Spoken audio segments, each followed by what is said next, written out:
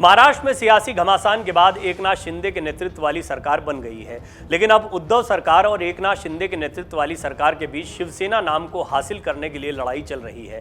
दरअसल उद्धव ठाकरे और एकनाथ शिंदे दोनों शिवसेना नाम और उसके चुनाव चिन्ह को अपनी पार्टी की पहचान बनाना चाहते हैं। इस लड़ाई के बीच असली शिवसेना की पहचान के लिए चुनाव आयोग में चल रही प्रक्रिया के खिलाफ उद्धव ठाकरे खेमा सुप्रीम कोर्ट पहुंच गया है। ठाकरे गुट ने सुप्रीम कोर्ट से चुनाव आयोग की कार्यवाही पर रोक लगाने की मांग की है। उन्होंने कहा कि जब तक शिंदे गुट के विधायकों की अयोग्यता पर फैसला नहीं हो जाता, चुनाव आयोग को तब तक अपनी कार्यवाही नहीं करनी चाहिए। दरअसल सुप्रीम कोर्ट से पहले राज्य में असली शिवसेना को लेकर लड़ाई चुनाव आयोग के पास पहुंची थी, जिसके बाद चुनाव आयोग ने उद्धव ठाकरे और एकनाथ शिंदे दोनों गुट को शिवसेना में बहुमत साबित करने के लिए दस्तावेजी सबूत पेश करने के लिए कहा था। चुनाव आयोग ने एकनाथ शिंदे गुट और उद्धव ठाकरे गुट को 8 अगस्त को दोपहर 1 बजे तक जवाब देने का वक्त दिया है, जिसके बाद आयोग शिवसेना पर अपना दावा जता रहे दोनों गुटों और विवादित मसलों को लेकर विचार करेगा। शिवसेना नाम को 9 अक्टूबर 1989 को रजिस्टर किया गया था। इस नाम का चुनाव चिन्ह धनुष और तीर है। महाराष्ट्र के शिंदे गुट के सरकार बनने के बाद मुख्यमंत्री एकनाथ शिंदे ने अपने गुट को असली शिवसेना बताया है। उन्होंने चुनाव आयोग को यह भी बताया है कि उनके समर्थन में 55 में से 40 विधायक हैं, कई एमएलसी और 18 में से 12 सांसद हैं। हालांकि इस मामले में अभी कई पेचीदगियां हैं और इसके साथ ही चुनाव आयोग ने जो समर्थन और दस्तावेज पेश करने के लिए कहा है, उस चुनौती से भी उद्धव ठाकरे को गुजरना पड़ेगा। अब उनके पास क्या पर्याप्त दस्तावेज मौजूद हैं? क्या कागजों के दम पर वो इस बात को दिखा सकते हैं? हालांकि विधायकों और सांसदों की संख्या को देखा जाए तो इस लिहाज से ये साफ देखने को मिल रहा है कि इस समय सबसे ज्यादा समर्थक एकनाथ शिंदे के पास हैं, क्योंकि शिवसेना के पार्षद, विधायक, सांसद सभी का समर्थन या ज्यादातर लोगों का समर्थन एकनाथ शिंदे को हासिल है। और यही वजह है कि कानूनी विशेषज्ञ मानते हैं कि उद्धव ठाकरे के पास ज्यादा विकल्प नहीं है। ऐसे में देखने लायक बात तो ये होगी कि इस पूरे विवाद में सुप्रीम कोर्ट की जो बड़ी बेंच सुनवाई करने वाली है, उसमें क्या समाधान निकलकर सामने आता है। हालांकि कोर्ट हो या फिर चुनाव आयोग, सबको दस्तावेज और संख्या बल के आधार पर ही फैसला करना है। वहीं उद्धव खेमे ने सुप्रीम कोर्ट में याचिका दायर कर असली शिवसेना के रूप में मान्यता के लिए एकनाथ शिंदे गुट की याचिका पर चुनाव आयोग की कार्यवाही पर रोक लगाने की मांग की है। उद्धव गुट का कहना है कि चुनाव आयोग ये निर्धारित नहीं कर सकता कि बागी विधायकों की अयोग्यता पर फैसला होने तक असली शिवसेना कौन है।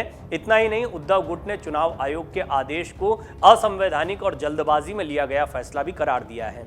ठाकरे ग्रुप के शिवसेना महासचिव सुभाष देसाई ने सर्वोच्च अदालत में ये याचिका दायर की है।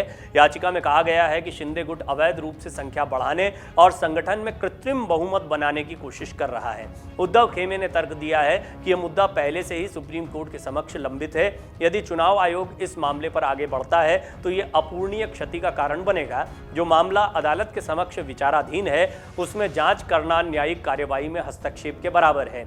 इस तरह ये अदालत की अवमानना के बराबर है। चुनाव आयोग की कार्यवाही पर तत्काल रोक लगाई जाए। दरअसल चुनाव आयोग ने टीम ठाकरे और एकनाथ शिंदे गुट से शिवसेना पर अपना अधिकार साबित करने को लेकर दस्तावेज देने की मांग की है। चुनाव आयोग ने इसके लिए दोनों ही गुटों को 8 अगस्त का समय दिया है। हालांकि चुनाव आयोग दोनों पक्षों की दावेदारी पर विचार करेगा।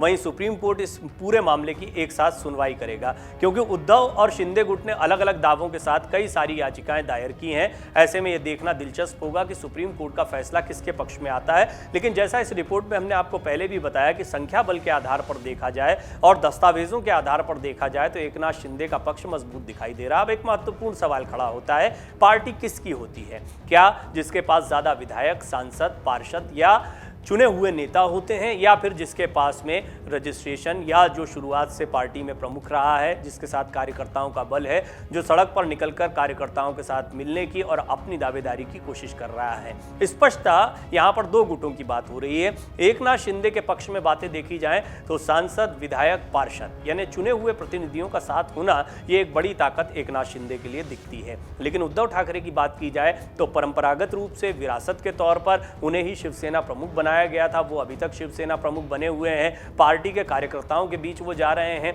हाल में हुए उनके कार्यक्रम में बड़ी तादाद में शिव सैनिक देखने को मिले हैं। कुल मिलाकर और आदित्य ठाकरे भी पूरे महाराष्ट्र का दौरा कर रहे हैं। शिव संवाद के नाम से वो लोगों से मिल रहे हैं।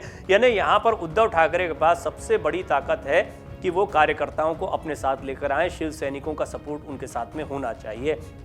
बहरहाल कागजी रूप से इस बात को साबित करना बड़ा मुश्किल होता है कि कितने कार्यकर्ता आपके साथ में हैं और कितने कार्यकर्ताओं की दावेदारी आप पेश कर सकते हैं। वहीं दूसरी तरफ कागजी तौर पर विधायकों, सांसदों, पार्षदों, इन लोगों के नाम देना या इनके समर्थन को दिखाना ज़्यादा आसान होता है। यानी दस्तावेजी रूप से देखा जाए तो बहुत मुमकिन है एकनाथ शिंदे मजबूत दिखाई देंगे। फिर भी इंतजार करना होगा कि सुप्रीम कोर्ट इस पर क्या बात कहता है और साथ ही साथ चुनाव आयोग का इस पर क्या फैसला आता है। बहरहाल उद्धव ठाकरे भी जानते हैं कि चुनाव आयोग क्या फैसला ले सकता है। यही वजह है कि वो सुप्रीम कोर्ट से बार बार गुहार कर रहे हैं कि चुनाव आयोग को इस मामले में तब तक हस्तक्षेप नहीं करना चाहिए जब तक विधायकों की अयोग्यता पर कोई फैसला नहीं आ जाता है।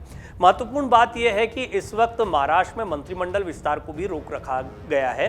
देवेंद्र फडणवीस, एकनाथ शिंदे ने सरकार जरूर बना ली, लेकिन यही सिर्फ 2 लोग सरकार चला रहे हैं और कोई मंत्री नहीं दिखाई देता। इसकी बहुत बड़ी वजह है कि एकनाथ शिंदे गुट में या फिर बीजेपी गुट में जबरदस्त असंतोष देखने को मिल रहा है और प्रदेश अध्यक्ष पाटिल तो यहां तक कह चुके हैं कि भारी मन से लिया गया निर्णय है, इससे खुश नहीं दिखाई दे रहे हैं महाराष्ट्र में बीजेपी के कार्यकर्ता। तो लिहाजा इस बात पर भी उद्धव ठाकरे की नजर रहेगी कि एकनाथ शिंदे का जो बागी गुट है उसमें क्या दोबारा फूट होती है और कुछ लोग टूटकर दोबारा उद्धव ठाकरे के पास में आते हैं। ऐसा होता है तो संख्या बल के आधार पर उद्धव ठाकरे खुद को मजबूत करने में कामयाब होंगे। हालांकि ये बहुत दूर की कौड़ी दिखाई पड़ रही है, क्योंकि पहले संघर्ष हुआ, नाराजगी हुई, उसके बाद टूट हुई थी। अचानक से उद्धव ठाकरे अपने साथ इन लोगों को ला पाएंगे, ये थोड़ा मुश्किल दिखाई पड़ता है। फिर भी थोड़ा इंतजार करना होगा असली शिवसेना किसकी है, इस सवाल का जवाब ढूंढने के लिए। डाउनलोड करें अमर उजाला ऐप और पाएं खबरें लगातार। अगर आप ये वीडियो YouTube पर देख रहे हैं तो हमारे चैनल को सब्सक्राइब करें और बेल आइकन को दबाना ना भूलें। अगर आप Facebook पर ये वीडियो देख रहे हैं तो हमारे पेज को लाइक करें।